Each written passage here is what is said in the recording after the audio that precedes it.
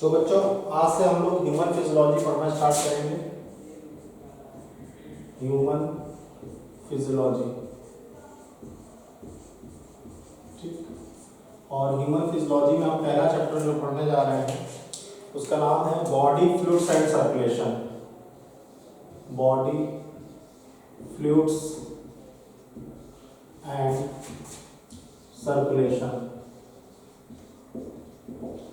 Body fluids and circulation नाम है chapter, ठीक।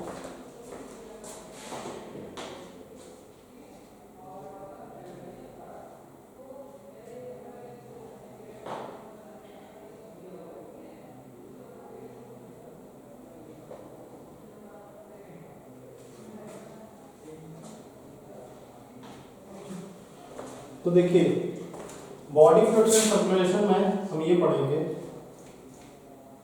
कि जो आपका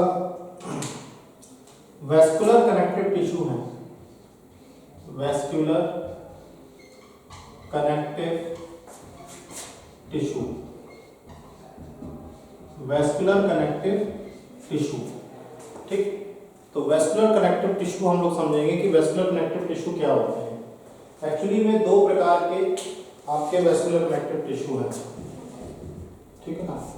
तो पहला है आपका ब्लड, ठीक, और दूसरा है आपका लिम्फ। तो पहला है आपका ब्लड और दूसरा है आपका लिम्फ, ठीक।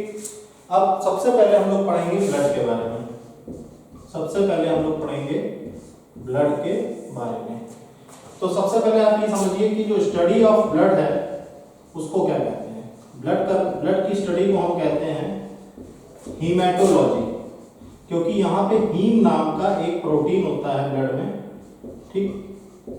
तो हीमेटोलॉजी ब्लड की स्टडी करने को बोलते हैं, ठीक। और प्रोसेस ऑफ ब्लड फॉर्मेशन को क्या कहते हैं, प्रोसेस ऑफ ब्लड फॉर्मेशन। तो ब्लड फॉर्मेशन की जो प्रोसेस होती है उसको कहा जाता है हीमोपोइसिस। क्या बोलते हैं, हीमोपोइसिस। और ये कहाँ संपन्न होती है, ये होती है बोन मैरो में। ये आपकी बोन मैरो में अस्थि मज्जा जिसको बोलते हैं, वहां पे हीमोपोइसिस नाम की प्रक्रिया होती है जिससे ब्लड का निर्माण होता है, ठीक। तो अगर हम कुछ फैक्टर्स के बारे में बात करें, ठीक, तो अगर हम बात करें colour of the blood, colour of the blood, तो ब्लड का कलर जो होता है वो रेड होता है, ठीक, ठीक। ब्लड का जो कलर होता है वो रेड होता है। अगर हम पीएच की बात करें तो पीएच जो है वो 7.4 होता है, जो कि स्लाइटली एल्कलाइन है, जो कि स्लाइटली एल्कलाइन, ठीक, एल्कलाइन है, ठीक। अगर वेट की बात करें, वेट की बात करें तो पूरी बॉडी का 7% से 8% जो वेट है वो हमारा ब्लड है। पूरी बॉडी का जो वेट है उसका 7% हमारा ब्लड कंप्राइज करता है, ठीक है। अगर वॉल्यूम की बात करें तो वॉल्यूम जो है लगभग 5.5 लीटर ब्लड आपका मेल्स में पाया जाता है, और ठीक उसी से 1 लीटर कम यानी 4.5 लीटर के आसपास फीमेल्स में ब्लड पाया जाता है, ठीक। इसके बाद ब्लड को हम फॉल्स कनेक्टिव टिश्यू बोलते हैं। क्या कहते हैं, blood is a false connective tissue. Blood को हम फॉल्स कनेक्टिव टिश्यू कहते हैं। क्या कहते हैं, फॉल्स कनेक्टिव टिश्यू, ठीक। अब ये फॉल्स कनेक्टिव टिश्यू क्यों कहते हैं, पहली बात तो जो ब्लड के सेल्स हैं, जो सेल्स ऑफ ब्लड हैं, इनके पास कोई भी पावर ऑफ डिवीजन नहीं है, have no power of division. कोई भी ब्लड के पास पावर ऑफ डिवीजन नहीं। दूसरी बात, फाइबर्स जो हैं वो कंप्लीटली absent है ब्लड में। Fibres are completely absent in blood. फाइबर्स जो है ब्लड में कंप्लीटली absent है। ठीक, तो अगर हम ब्लड के कंपोजिशन की बात करें, कंपोजिशन ऑफ ब्लड की बात करें, ठीक, तो ब्लड का कंपोजिशन ये है कि इसमें लिक्विड पार्ट होता है जो कि मैट्रिक्स बनाता है। लिक्विड पार्ट जो है वो मैट्रिक्स बनाता है, लगभग 55% वो आपका कंप्राइज करता है। और जो सॉलिड पार्ट है आपका, सॉलिड पार्ट जो है वो आपका बनाता है कॉर्पस्यूल्स। कॉर्पस्यूल्स हमारा 45% होता है। ठीक, इस कॉर्पस्यूल्स में हमारे आरबीसी होते हैं, डब्ल्यूबीसी होते हैं और प्लेटलेट्स होते हैं। आरबीसी, डब्ल्यूबीसी और प्लेटलेट्स, इतनी चीजें हमारे ब्लड में पाई जाती हैं। तो लिक्विड पार्ट जो है, लिक्विड पार्ट जिसको हम प्लाज्मा कहते हैं, प्लाज्मा के नाम से जानते हैं लिक्विड पार्ट, वो 55% होता है। सॉलिड पार्ट में हमारे कॉर्पस्यूल्स आते हैं, आरबीसी, डब्ल्यूबीसी और प्लेटलेट्स, ये आपका 45% होता है। 5.5 लीटर ब्लड हमारे मेल्स में होता है, 4.5 लीटर ब्लड हमारा फीमेल्स में होता है। ठीक, ब्लड का कलर जो है वो रेड है और इसका पीएच जो है वो 7.4 है। वेट की बात करें तो पूरी बॉडी वेट के 7% से 8% ब्लड का वेट रहता है। ब्लड के फॉर्मेशन को हम हीमोपोइसिस कहते हैं और ब्लड की स्टडी को हम हीमेटोलॉजी कहते हैं। ठीक, ब्लड का फॉर्मेशन आपका बोन मैरो में होता है और 2 वेस्कुलर कनेक्टिव टिश्यू हैं, जिसमें पहला है ब्लड जिसको हम पढ़ रहे हैं, दूसरा है लिम्फ। ब्लड एक फॉल्स कनेक्टिव टिश्यू बोला जाता है क्योंकि ब्लड के सेल्स के पास कोई शक्ति नहीं होती है कि वो आपस में डिवाइड हो सके और ये कंप्लीटली फाइबर्स इसमें एब्सेंट होते हैं। तो इतना नोट डाउन कर लीजिए।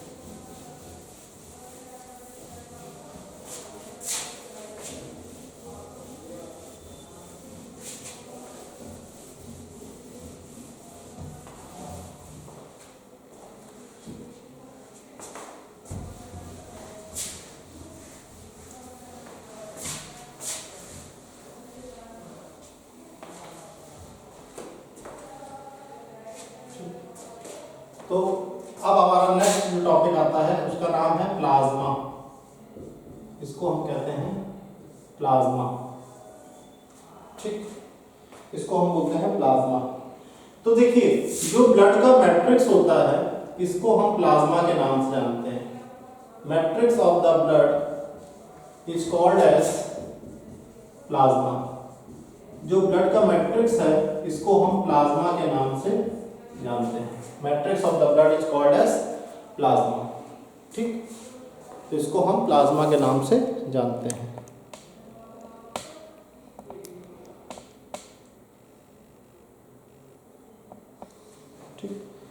तो प्लाज्मा जो है अगर इसकी बात करें तो ये पेल येलो कलर का है। इसका जो कलर है वो पेल येलो कलर है। अब ये पेल येलो कलर क्यों है?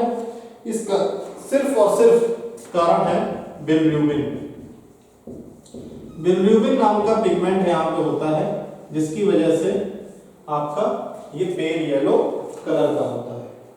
ठीक, प्लाज्मा के कंपोजिशन की अगर हम बात करें, कंपोजिशन ऑफ प्लाज्मा, प्लाज्मा के कंपोजिशन की अगर हम बात करें तो पहली बात तो आप ये समझिए कि 80% से लगभग और भी ज़्यादा, यानी वाटर की अगर हम क्वांटिटी की बात करें तो 90% टू 92% तो यहाँ पे वाटर है। 90% टू 92% यहाँ पे क्या है? वाटर है। दूसरा है आपका सॉलिड पार्ट। दूसरा क्या है आपका?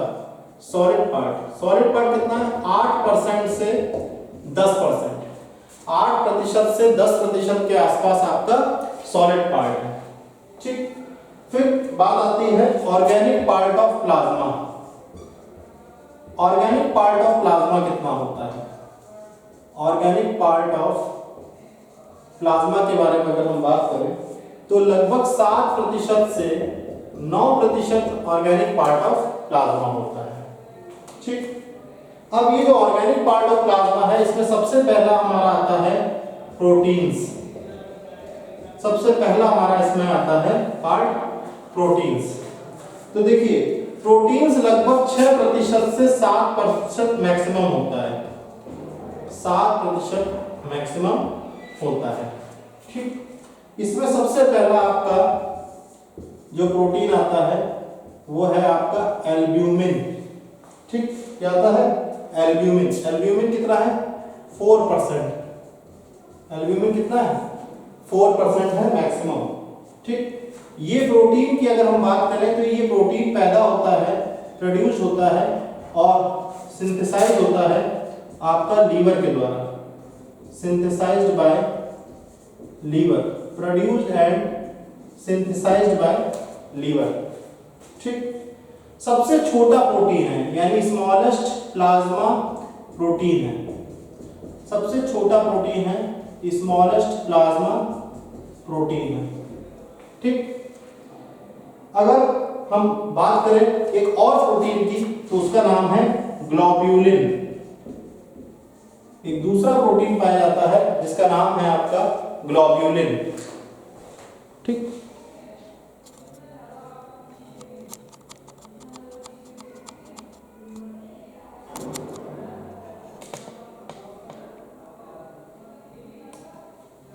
ठीक, तो एक स्मॉलेस्ट प्लाज्मा प्रोटीन है ग्लोब्यूलिन। ग्लोब्यूलिन की बात करी जाए तो 2% से 2.5% आपका ग्लोब्यूलिन पाया जाता है।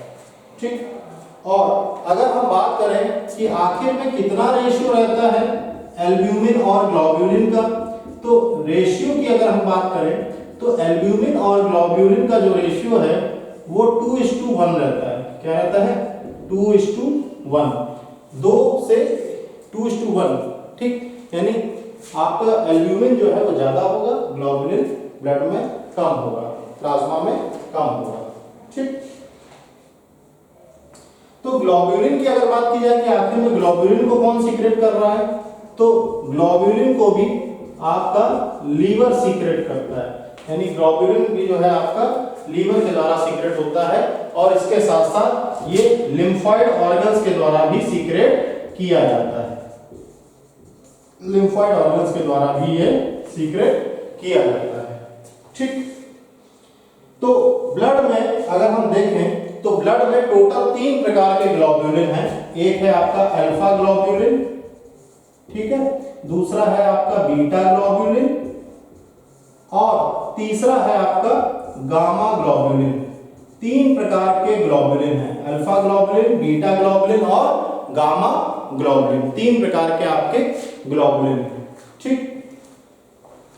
तो अब जो है हमारा इसी में जो गामा ग्लोब्यूलिन है, गामा ग्लोब्यूलिन के बारे में थोड़ा सा हम और पढ़ लेते हैं। जो हमारे ये गामा ग्लोब्यूलिन है, गामा ग्लोब्यूलिन में हमारे आ जाते हैं इम्यूनोग्लोबुलिन्स। क्या आ जाते हैं? इम्यूनोग्लोबुलिन्स। इम्यूनोग्लोबुलिन्स के बारे में बात करें तो ये इम्यूनोग्लोबुलिन्स जो हैं आपके 5 प्रकार के होते हैं। कितने प्रकार के होते हैं? 5 टाइप के, ठीक। तो 5 प्रकार में कौन कौन से हैं? IgG, IgA, IgM, IgD और IgE। ये 5 प्रकार के 5 टाइप्स के आपकी एंटीबॉडीज होती हैं, इनको हम इम्यूनोग्लोबुलिन्स के नाम से जानते हैं, ठीक है। इसके बाद एल्ब्यूमिन ग्लोबुलिन के बाद हमारा जो सी पार्ट आता है उसको हम कहते हैं प्रोथ्रोम्बिन। क्या कहते हैं? प्रोथ्रोम्बिन। और डी पार्ट जो आता है इसको हम कहते हैं फिब्रिनोजन। इसको हम कहते हैं फिब्रिनोजन, ठीक। तो ये दोनों भी आपके लीवर के द्वारा पैदा किए जाते हैं, लीवर के द्वारा प्रोड्यूस किए जाते हैं, ठीक। तो अगर हम बात करें कि क्या फिब्रिनोजन को लार्जेस्ट प्लाज्मा प्रोटीन कहना सही होगा, तो हाँ बिल्कुल सही होगा। फिब्रिनोजन जो है ये लार्जेस्ट प्लाज्मा प्रोटीन कहलाता है। क्या कहलाता है?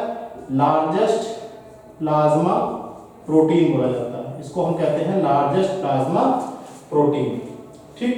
और ये आपका ब्लड क्लॉटिंग में हेल्प करता है। किसमें हेल्प करता है? ब्लड क्लॉटिंग में, ठीक। ये आपका ब्लड क्लॉटिंग में हेल्प करता है। So this was all about blood and it's part plasma. Plasma के बारे में हमने क्या पढ़ा कि ब्लड का मैट्रिक्स जो है वो प्लाज्मा कहलाता है। ये पेल येलो कलर का होता है क्योंकि यहाँ पे बिलिरुबिन नाम का पिगमेंट मौजूद होता है।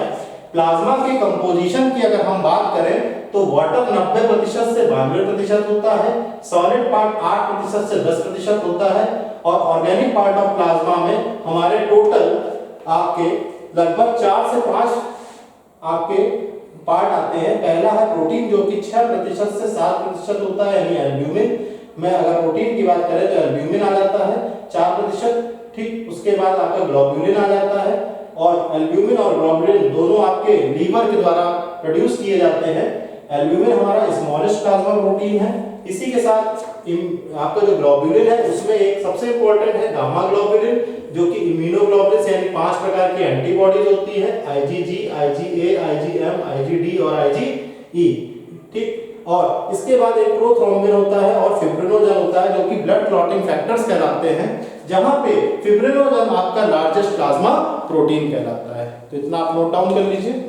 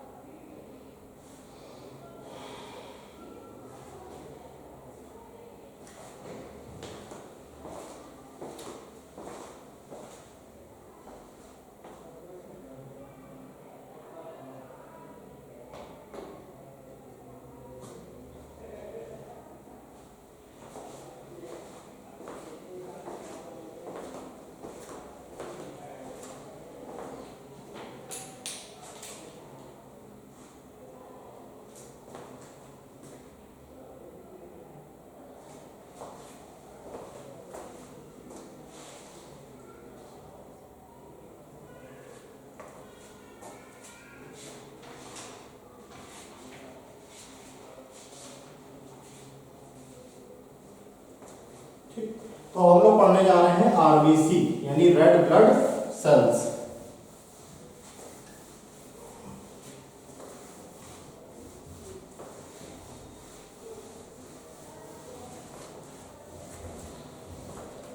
तो हम लोग पढ़ने जा रहे हैं आरबीसी यानी ब्लड कॉर्पेस्यूल्स हम लोग पढ़ेंगे। क्या पढ़ेंगे? Blood corpuscles.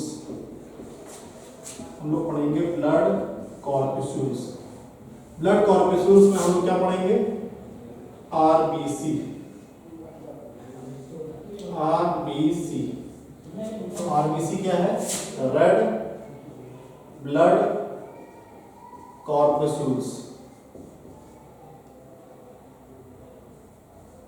ठीक, और इसी को हम कहते हैं इराइथ्रोसाइट्स। क्या कहते हैं? इराइथ्रोसाइट्स। इसी को हम कहते हैं इराइथ्रोसाइट्स। ठीक, तो देखिए इसमें सबसे पहला पॉइंट ये आता है कि जो भी मैमेलियन आरबीसी है यानी मैमल्स में पाया जाने वाला आरबीसी जो है, मैमेलियन आरबीसी जो है वो आपके बाइकॉन्केव शेप के होते हैं।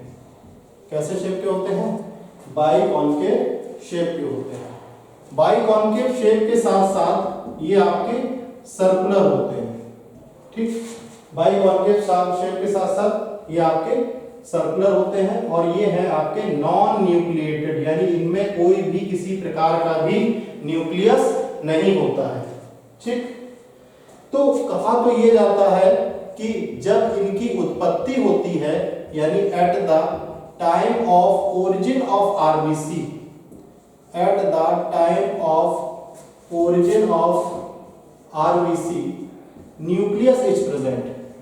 न्यूक्लियस तब तो मौजूद होता है, न्यूक्लियस इज प्रेजेंट, न्यूक्लियस तब तो मौजूद होता है। ठीक, मगर जैसे जैसे हमारा आरबीसी मैच्योर होता है वैसे वैसे ये डीजनरेट होता चला जाता है। But it degenerates at the time of maturation, at the time of maturation के टाइम तक ये डीजनरेट होता चला जाता है।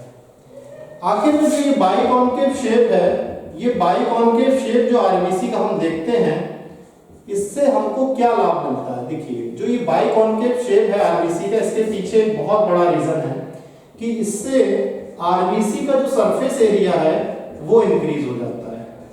तो बाइकॉन्केव शेप जो है वो आरबीसी का सरफेस एरिया इंक्रीज करने के लिए बना होता है।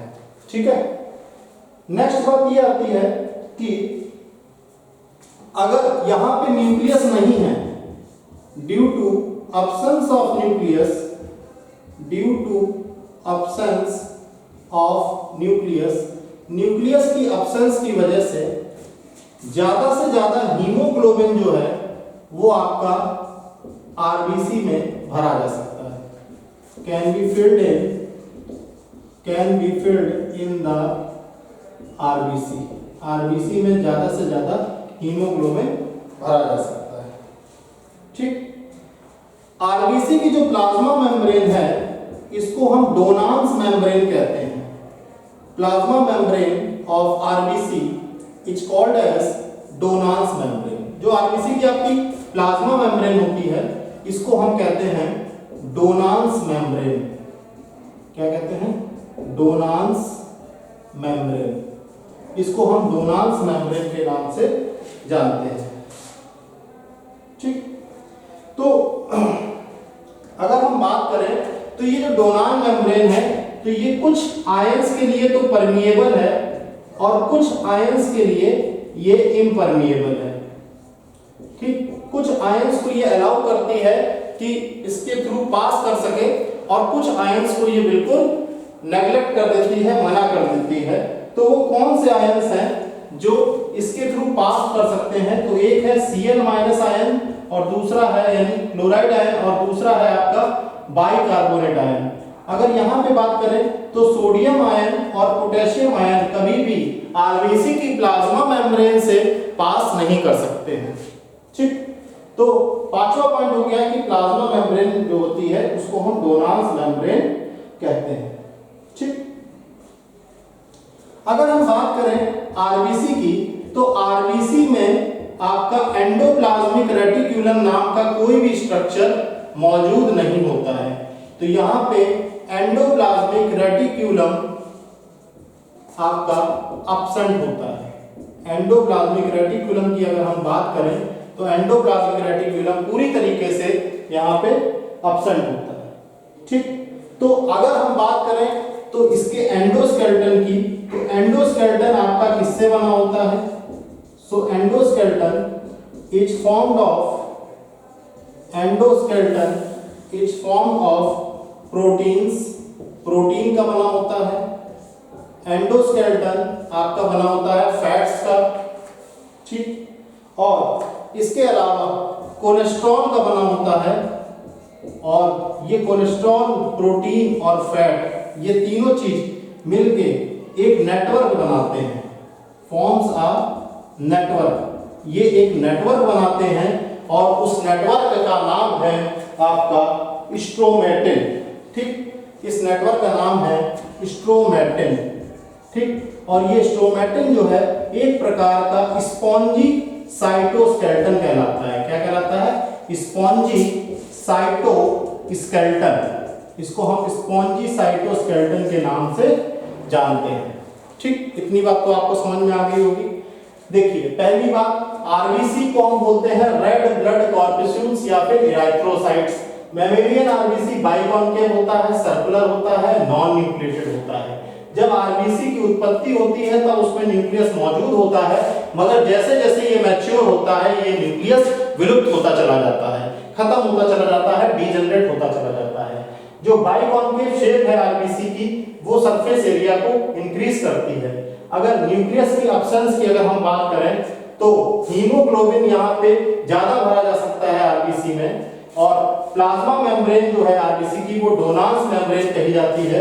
परमिएबल जो है Cl- और SCO3- के प्रति होता है, और इम्परमिएबल सोडियम और पोटेशियम आयन के प्रति होता है। आरबीसी में एंडोप्लाज्मिक रेटिक्यूलम एब्सेंट होता है तो एंडोस्केलेटन फॉर्म होता है, और ये नेटवर्क जो है एक स्ट्रोमेटिन नाम का नेटवर्क बनाता है जो कि प्रोटीन, फैट और कोलेस्ट्रॉल से मिलकर बनता है, जिसकी वजह से हम स्पॉन्जी साइटोस्केलेटन इसको बोलते हैं। तो इतना नोट डाउन कर लीजिए।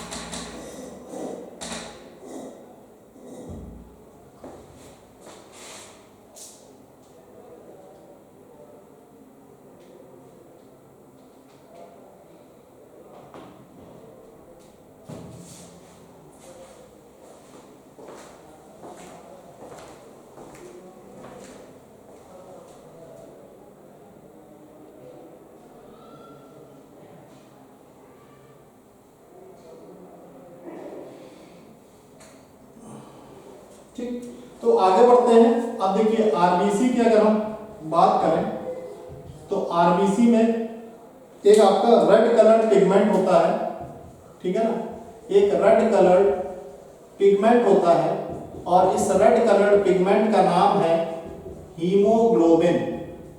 इसका नाम है हीमोग्लोबिन। हीमोग्लोबिन नाम का एक रेड कलर पिगमेंट होता है, ठीक है ना।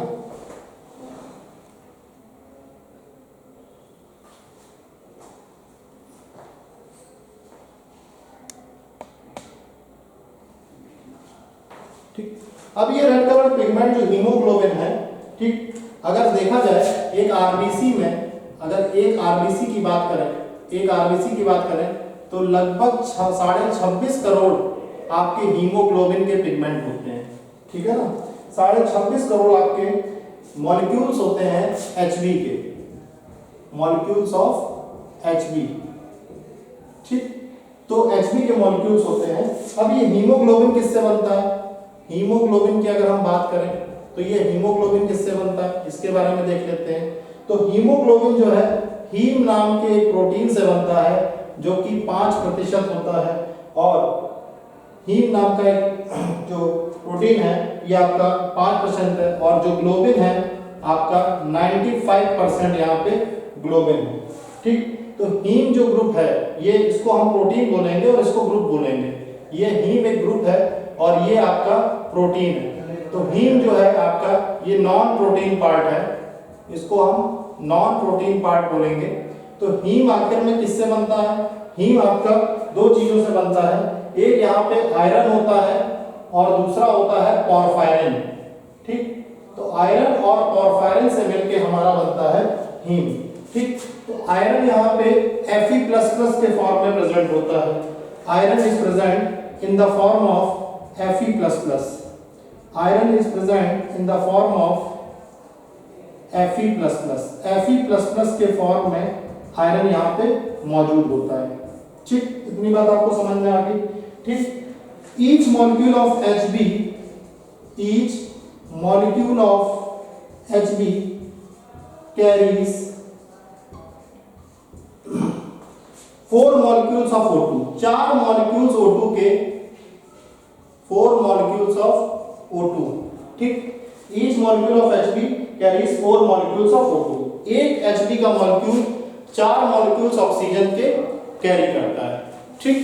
तो ये था हमारा हीमोग्लोबिन का इंट्रोडक्शन, ठीक।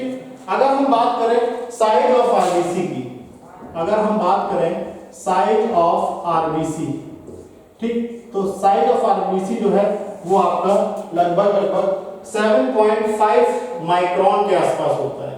कितना होता है? 7.5 माइक्रोन के आसपास होता है, ठीक।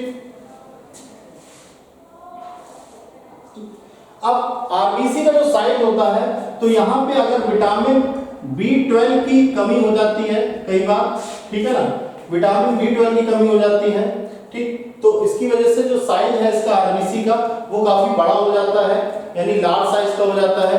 तो लार्ज साइज के होने की वजह से ये मैक्रोसाइट्स कहलाते हैं, मैक्रोसाइट्स बोले जाते हैं, ठीक। और कई बार हम देखते हैं कि यहाँ पे आयरन की डिफिशियंसी हो जाती है, तो आयरन की डिफिशियंसी की वजह से साइज जो है हमारा वो, ठीक, तो आयरन की डिफिशियंसी हो जाती है, तो आयरन की डिफिशियंसी की वजह से आपकी इसका साइज जो है वो कम हो जाता है, तो ये माइक्रोसाइट्स कहलाते हैं। तो दो प्रकार की डिफिशियंसी होती है, एक विटामिन B12 की हो जाती है, दूसरा आयरन की हो जाती है। विटामिन B12 की होगी तो मैक्रोसाइट्स बोला जाएगा, आयरन की डिफिशियंसी होगी तो माइक्रोसाइट्स बोला जाएगा, ठीक।